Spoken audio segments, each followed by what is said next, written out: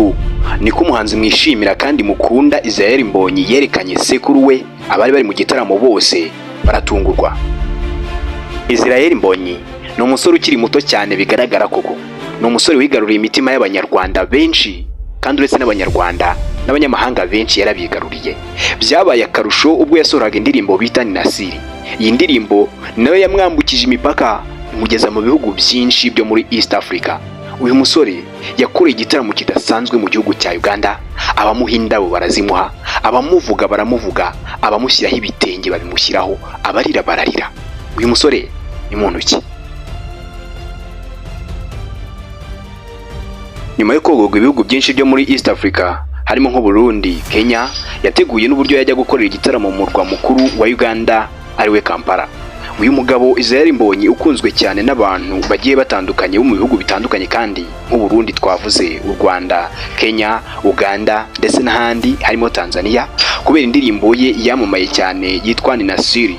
Iyi ndirimbo yamwambukije ibihugu byinshi ndetse iza no kumugeza muri Uganda, ubwo na Kenya twahavuze. Uyu mugabo ageze muri Uganda yarakiriwe bitangaje kuko imodoka nyinshi ziriho Israel Mbonyi zanditseho izina rye, amafoto ye, abafite amadarapo menshi ariho igihugu cy'u Rwanda bari bahuriye muri iki gitaramo. Bari abantu benshi dore ko basagaga ibihumbi 15 byose. Abantu benshi baramwishimiye, abakobwa bamuha indabo. Israel Mbonyi agira ibyishimo bidasanzwe ubwo yageraga mu gihugu cya Uganda. Akigera muri Uganda ntago yisanze, ahubwo afite abantu benshi yasanze, dore ko ambasaderi w'u Rwanda mu gihugu cya Uganda bita Joseph Rutabana yamwakiye nabo bari bari kumwe bose mu mashyi menshi, impundu nyinshi, indirimbo nyinshi. Aho ngaho ibirori byari biri kubera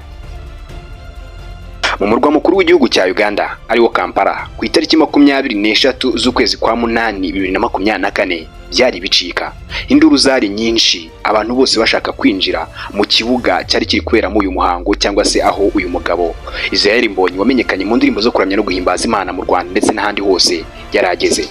Ni mu kibuga cyitwa Lugogo Cricket Oval.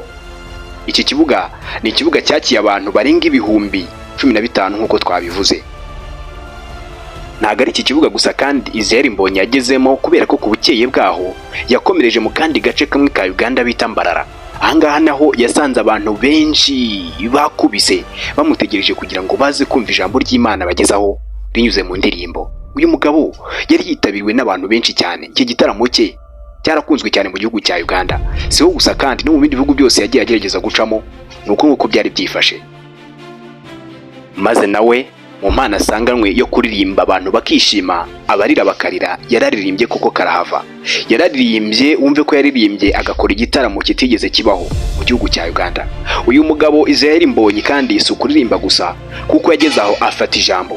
Mu ijambo rye yavuze ko yishimiye cyane ko umuryango we uri mu gihugu cya Uganda muri icyo gitaramo waje kwifatanya nawe.